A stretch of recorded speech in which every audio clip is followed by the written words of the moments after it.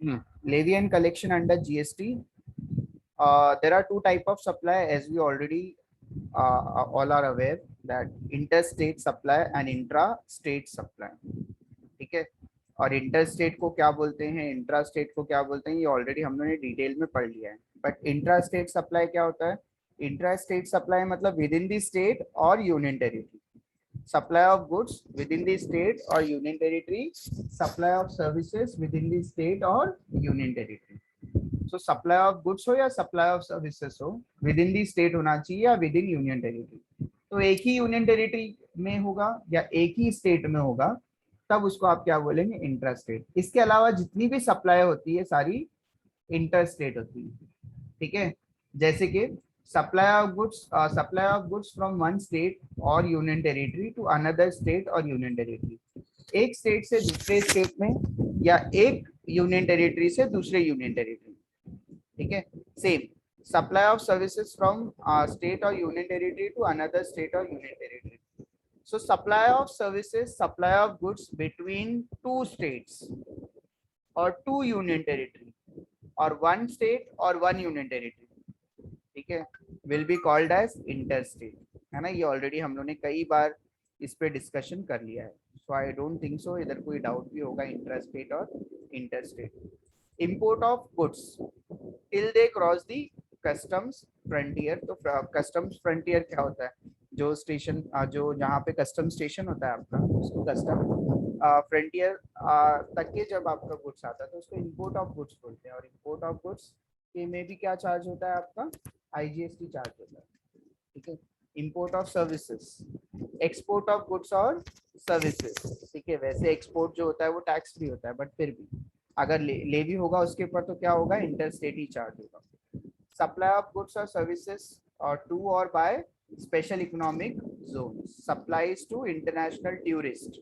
ठीक है, any other supply which is not intrastate. तो जो इंट्रास्टेट नहीं है वो क्या है? इंटरस्टेट है. ठीक है, सो ये सारे लोगों को गुड सप्लाई करना इंटरस्टेट, इसको इंटरस्टेट बोलते हैं. ठीक है, then coming forward, there are two type of supply, composite supply और मिक्स्ड सप्लाई.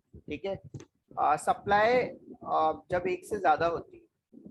ठीक है, when there are more than one goods, more than one services, or the combination of goods or services. ठीक है, combination of goods, combination of service और combination of goods और services. तो ऐसे cases में supply को दो कैटेगरी में डिवाइड किया है, कॉम्पोजिट सप्लाई और मिक्स सप्लाई. ठीक है, इसको बोलते हैं जबरदस्ती वाली सप्लाई, मतलब जबरदस्ती आपने क्या किया? उसको मिक्स किया हुआ. ये जो होता है नेचुरल होता है. ठीक है, तो जब गुड्स और सर्विसेज मिक्स होते हैं, मतलब एक से ज्यादा गुड्स और एक से ज्यादा सर्विसेज सप्लाई होते हैं, तो दैट में भी कॉम्पोजिट. कॉम्पोजिट मतलब नेचुरल, ऐसे ही सप्लाई होते हैं वो चीज. जैसे लैपटॉप के साथ लैपटॉप बैग आता है. ठीक है, तो और या तो अगर आपने कोई व्हीकल लिया है तो उसका इंश्योरेंस मिलेगा आपको. ठीक है, तो ये these are composite supply.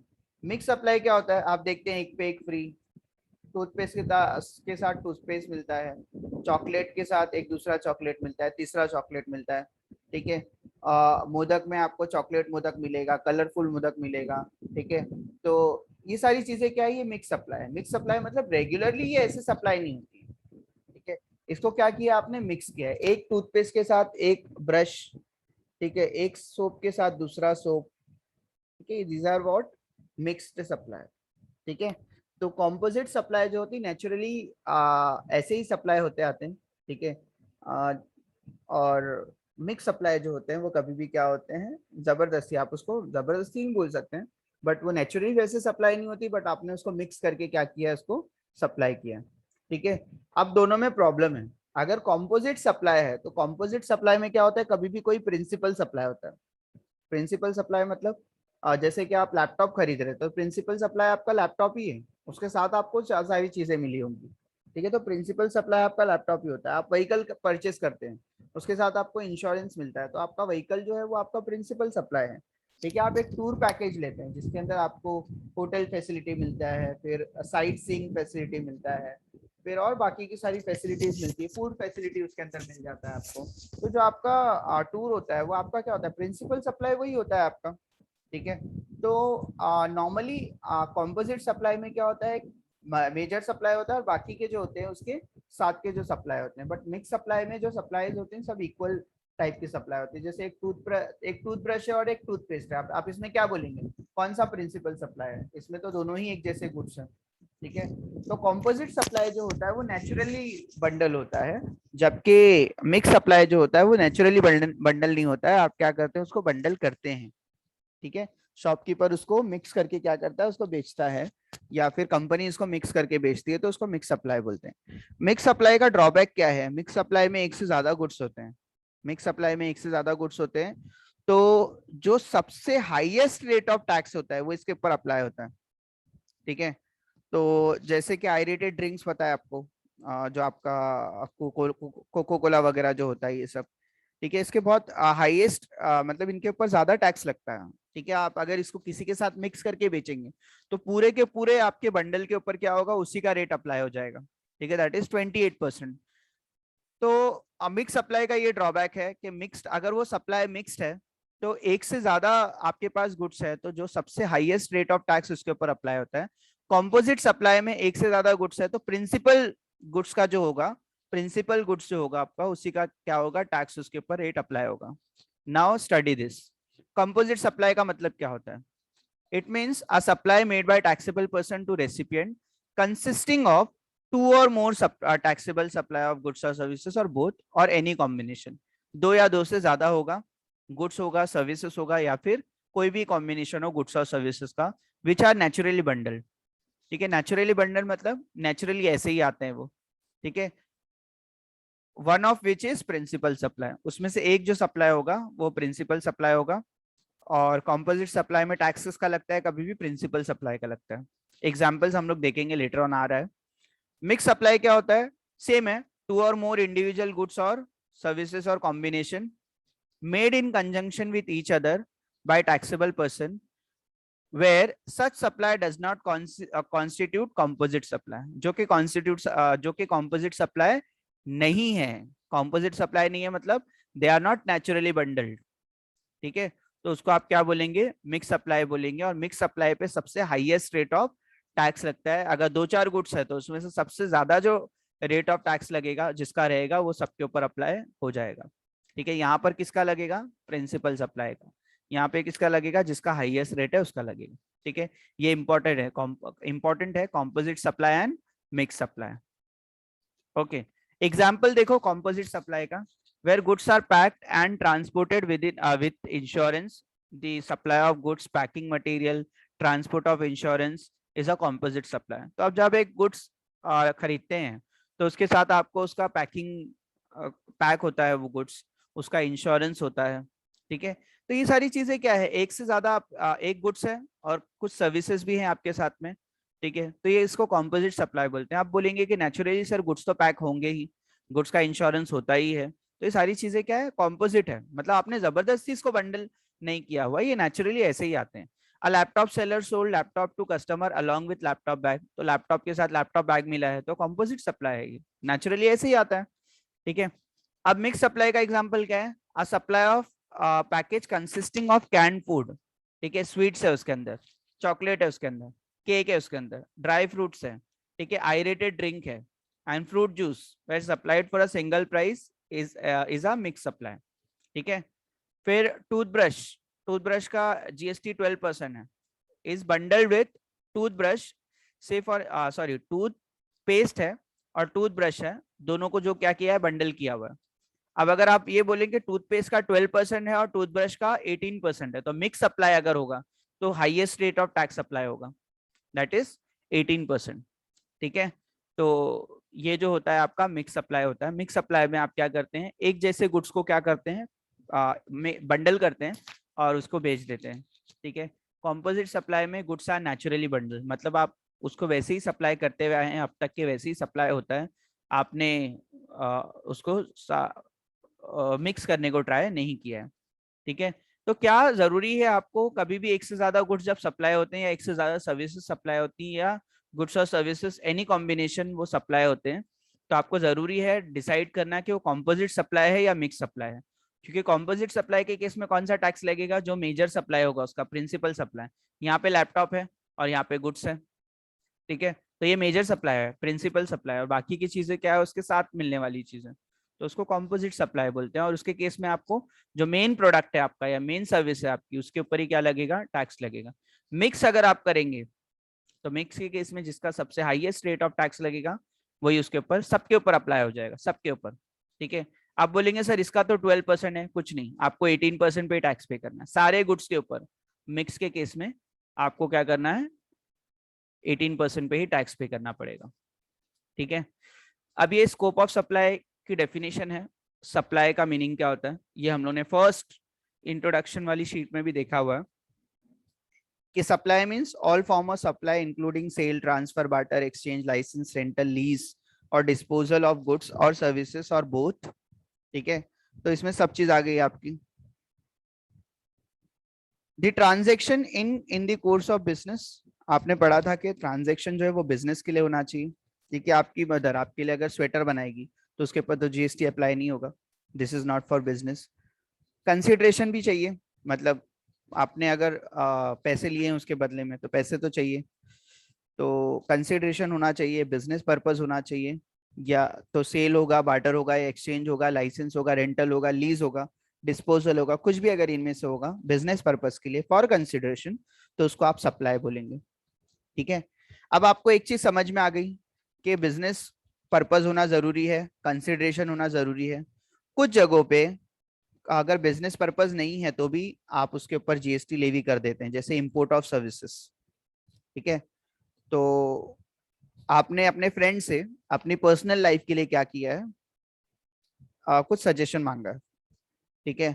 Import of service बोलते हैं ना, आपका जो फ्रेंड है वो आपके कंट्री में थोड़ी ना, दूसरी कंट्री में, ठीक है। तो आपने उससे कुछ पर्सनल सजेशन मांगा है अपनी मैरिज से रिलेटेड या अपनी पर्सनल लाइफ से रिलेटेड, लेकिन आपने उसको पे किया है, आपने उसको पे किया है, ठीक है, तो उसके ऊपर जीएसटी लगेगा, ठीक है। और वही अगर आप वो इंडिया में होता तो आप उसके ऊपर जीएसटी लेवी नहीं करते, ठीक है। इंपोर्ट ऑफ सर्विसेज बोला है, इंपोर्ट ऑफ सर्विसेज वेदर और not in the course of business, चाहे बिजनेस पर्पज हो या ना हो, इंपोर्ट ऑफ सर्विसेज है, पैसे दिए हैं तो उसके ऊपर जीएसटी लेवी होगा। Transaction as specified in schedule 1 without consideration, कुछ चीजें विदाउट कंसिडरेशन भी चल जाएंगी, ठीक है, कुछ चीजें विदाउट कंसिडरेशन भी चल जाएंगी। कौन सी चीजें हैं वो, इसमें से इंपॉर्टेंट मैं बता दूंगा, उतना याद रखना, ठीक है। परमानेंट ट्रांसफर और disposal of business asset where input tax credit is availed, supply of goods और सर्विसेज और बोथ बिटवीन रिलेटेड और डिस्टिंक्ट पर्सन।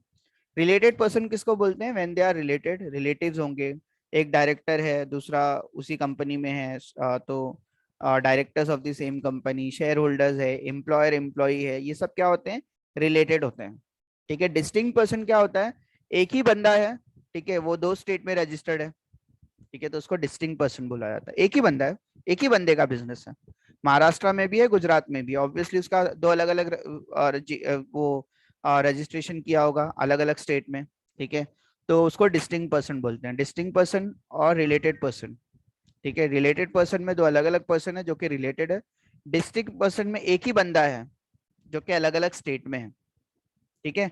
तो इनके बीच में अगर आपने सप्लाई किया है तो भी क्या होगा, विदाउट कंसिडरेशन भी आपका जीएसटी लग जाता है, ठीक है। Supply by agent to principal, principal to agent, फिर इंपोर्ट ऑफ सर्विसेज, ठीक है, ये तो हम लोगों ने ऑलरेडी देख लिया था कि बिजनेस नहीं होगा तो भी चलेगा, और यहाँ पे अगर कंसिडरेशन नहीं है तो भी आपका चल जाएगा, इंपोर्ट ऑफ सर्विसेज। तो ये सारी ऐसी चीजें हैं जो कि बिना कंसिडरेशन के आप करोगे तो भी आपको जीएसटी पे करना है, ठीक है। फिर शेड्यूल 2 आपको बताता है कि क्या होती है सप्लाई ऑफ गुड्स और क्या होती है supply of services. Supply of goods में आपका टाइटल ट्रांसफर होगा, ठीक है, या तो फ्यूचर में ट्रांसफर होगा लेकिन टाइटल ट्रांसफर होता है, उसको सप्लाई ऑफ गुड्स बोलते हैं। जैसे कि आप रिक्शा खरीद लिया आपने तो टाइटल आपका हो गया, तो उसको सप्लाई ऑफ गुड्स बोलते हैं। बट अगर आप रिक्शा लेते हैं, ठीक है, अपने जगह से आप रिक्शा लेते हैं और बोलते हैं मुझे आगे तक के छोड़ दो, तो टाइटल ट्रांसफर नहीं होता, टाइटल मतलब ओनरशिप आपकी नहीं होती रिक्शा की, आपने क्या किया, टेम्पररी यूज किया है। राइट टू यूज आपको ट्रांसफर हुआ था टेम्परेरी, और उसके बाद वापस से वो रिक्शा वाला लेके चला जाता है अपना रिक्शा, ठीक है, आपको एक जगह पे छोड़ देता है, दैट इज सर्विस। ठीक है, तो आपको गुड्स एंड सर्विसेज में डिफरेंस समझ में आना चाहिए कि गुड्स में टाइटल ट्रांसफर होता है बट सर्विसेज में टाइटल ट्रांसफर नहीं होता है। ठीक है, रेंट पे आप देते हैं, ठीक है, कंस्ट्रक्शन इज ऑल्सो, वहां पे भी कोई टाइटल ट्रांसफर नहीं होता है, आपने आईटी सॉफ्टवेयर वगैरह डिजाइन किया है, ठीक है, फिर कुछ चीजों के लिए आपने अगर दो बिजनेस आमने सामने होते हैं तो कभी कभी दोनों के बीच में क्या होता है, एक अग्रीमेंट होता है कि आप यहाँ पे ट्रेड मत करो, मैं आपको पे करता हूँ। तो agreeing to obligation to refrain from an act और टॉलरेट एन एक्ट।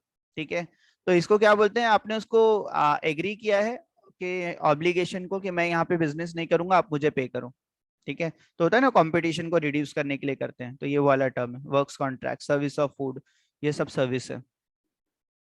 ठीक है, गुड्स में क्या होता है, टाइटल ट्रांसफर होता है, सर्विसेज में टाइटल ट्रांसफर नहीं होता। और ये भी आपको पढ़ना है कि कुछ चीजें ना ही गुड्स है और ना ही सर्विसेज है। तो अभी आपने पढ़ लिया कि कुछ चीजें गुड्स होती हैं, कुछ चीजें सर्विस होती हैं, कुछ चीजें ना ही गुड्स होंगी और ना ही सर्विसेज होंगी। जैसे एम्प्लॉयर एम्प्लॉय रिलेशनशिप मिला, तो वो सर्विस में नहीं आएगा, गुड्स में भी नहीं आएगा, ना ही गुड्स है और ना ही सर्विसेज है। अगर ट्रिब्यूनल कोर्ट, ठीक है, मतलब आप गवर्नमेंट की बात करें, by services by any court or tribunal established under any law for the time being, तो कोर्ट और ट्रिब्यूनल की सर्विसेज भी सर्विसेज में काउंट नहीं होगी, मतलब इन चीजों के ऊपर जीएसटी नहीं लगता है, किसी भी केसेस में इन चीजों के ऊपर जीएसटी लेवी नहीं होगा। ठीक है, functions perform by MP, MLA, ठीक है, member of panchayat, member of municipality, member of local authority, इनकी सर्विसेज भी सर्विसेज में नहीं आती है। सर्विसेज ऑफ फ्यूनरल, ब्यूरियल, क्रीमिटोरियम और mortuary including transportation of disease, ठीक है, किसी की डेथ हो गई है तो उसका फ्यूनरल, ब्यूरियल, दफनाया अगर उसको, क्रीमेटोरियम हुआ है, मॉर्चुरी, ये सब चीजें उसके अंदर आपके उसके ऊपर जीएसटी लेवी नहीं होती है। ठीक है, सेल ऑफ लैंड पे अब तक के स्टैम्प ड्यूटी लगता है, कंस्ट्रक्शन की बात नहीं कर रहे हैं, सेल ऑफ लैंड की बात कर रहे हैं। ठीक है, एक्शनेबल क्लेम है, actionable claim other than lottery and betting and gambling, सिर्फ एक्शनेबल क्लेम की बात करें। एक्शनेबल क्लेम मतलब फॉर एग्जांपल आपने बैंक से लोन लिया था, लोन चुका नहीं पाए, तो आपकी प्रॉपर्टी क्या किया, बैंक ने ले लिया, that is called actionable claim, आपने एक्शन लिया, क्लेम किया, ठीक है, दैट इज एक्शनेबल क्लेम है। ठीक है, तो इतना तो आज के लिए बस है। इन चीजों में से कुछ डाउट अगर आपको है, रीड करो, रीड करने के बाद अगर कुछ डाउट आता है तो that is self explanatory only. Composite supply किसको बोलते हैं, मिक्स सप्लाई किसको बोलते हैं, ठीक है, सप्लाई किसको बोलते हैं। ठीक है, कुछ चीजें सप्लाई विदाउट कंसिडरेशन होंगी तो भी चलेगा। क्या होता है गुड्स, क्या होता है सर्विसेज, और कुछ चीजें ना ही सर्विस है और ना ही गुड्स हैं। बहुत इंपॉर्टेंट है, ऑब्जेक्टिव्स में आपको कई बार ये सारे क्वेश्चन पूछ सकते हैं। ठीक है, स्पेशली नेगेटिव लिस्ट से रिलेटेड चीजें, इसको नेगेटिव लिस्ट बोलते हैं। नेगेटिव लिस्ट मतलब neither supply of goods not supply of service. ठीक है, इसका मतलब इसके ऊपर जीएसटी अप्लाई नहीं होगा।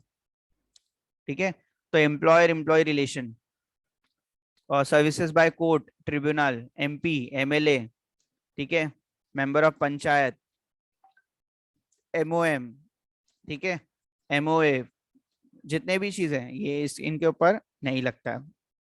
सर्विसेज ऑफ फ्यूनरल, किसी की डेथ हो गई है तो उसका फ्यूनरल, ब्यूरियल, क्रीमेटोरियम, मॉर्चुरी, ये सब चीज के ऊपर भी इंक्लूडिंग ट्रांसपोर्टेशन ऑफ डिजीज, ठीक है, इसके ऊपर जीएसटी लेवी नहीं होता। सेल ऑफ लैंड के ऊपर अब तक के स्टैम्प ड्यूटी लेवी होता है, उसके ऊपर भी जीएसटी लेवी नहीं होता है, ना वो ना ही सप्लाई ऑफ सर्विस है और ना ही सप्लाई ऑफ गुड्स है। वंस अगेन मैं बोल रहा हूँ, कंस्ट्रक्शन इसके अंदर नहीं है। ठीक है, एक्शनेबल क्लेम भी यहाँ पे कवर नहीं होता, एक्शनेबल क्लेम भी ना ही सप्लाई ऑफ गुड्स है और ना ही सप्लाई ऑफ सर्विस है। कोई डाउट, कोई कंसर्न, कोई क्वेश्चन तो आप पूछो।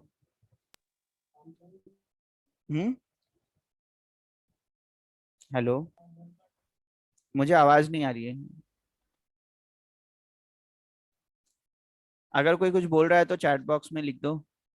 रोहित ने कुछ बोला था लगता है मुझे, क्योंकि वही टॉप पे दिख रहा है मुझे।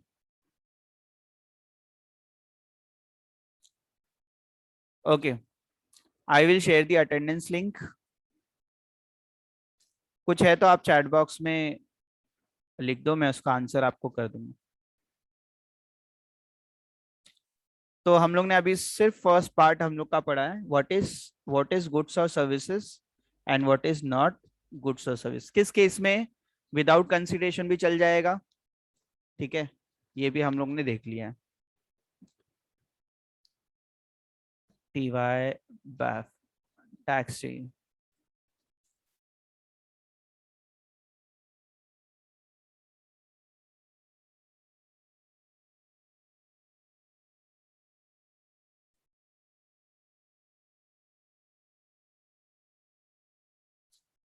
ओके,